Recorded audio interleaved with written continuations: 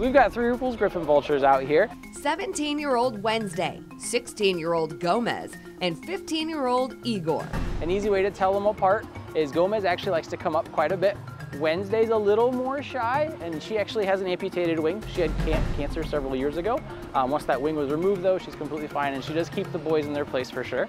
Wild on Wayne met the vultures when they got their special enrichment meal. We've got some beef shank bones today. The reason we give this out is actually for the marrow inside. It's very natural for them to be digging with those beaks in there and pulling everything out. They don't have extremely powerful jaws so much as very sharp jaws. So these guys are just gonna dig in as deep as they can, but they will take all that little bit of meat that's off the outside as well as dig that marrow out. Because they have to dig into those carcasses, they develop the ability to not have feathers on their head. And that keeps them much cleaner as they're going in there. That's a napkin? The Yep. leaf is a napkin? So they do stay very, very clean. They're not dirty birds by any means. They just do things that we think would be gross. Area curator Ty Lemley tries to make sure each vulture gets a bone.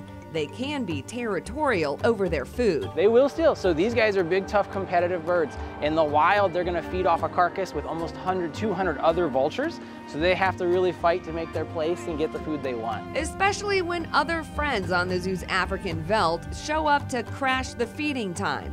We see you, Penny. A lot of people don't know this, but ostriches are actually omnivores and scavengers. They'll eat anything they can get a hold of. She will eat any leftovers that the vultures and also our marabou stork out here eat. Vultures are masters at finding food. In the wild, the way they'll find these carcasses is they can actually see up to 4 miles, and they'll cruise at about 37,000 feet. They're actually the highest flying species of bird. They'll actually cruise at 22 miles per hour, and they can search for about 100 miles from their nest site for food.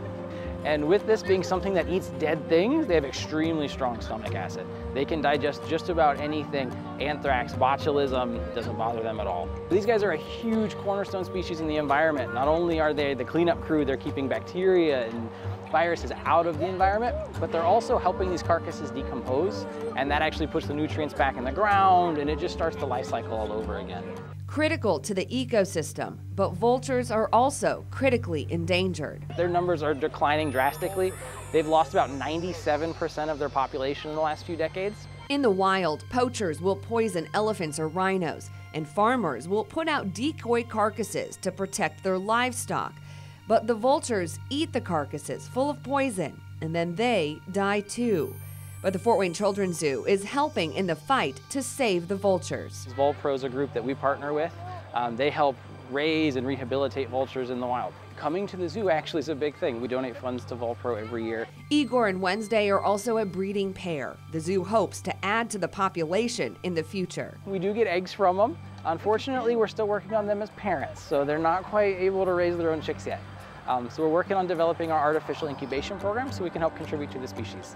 In the meantime, supporting the zoo. Had these guys as one of our target conservation species. So you could actually vote on where some of our conservation dollars were gone, and they were on the list. Will also support saving vultures around the world. Trying to really bring some notice and familiarity to the species that not everybody always gets to see. These guys do get looked over sometimes because they are a smaller bird out here. We all had Penny up here, and she's always a big fan favorite, but these guys can kind of hang in the back. So we want to make sure they get their time in the light as well.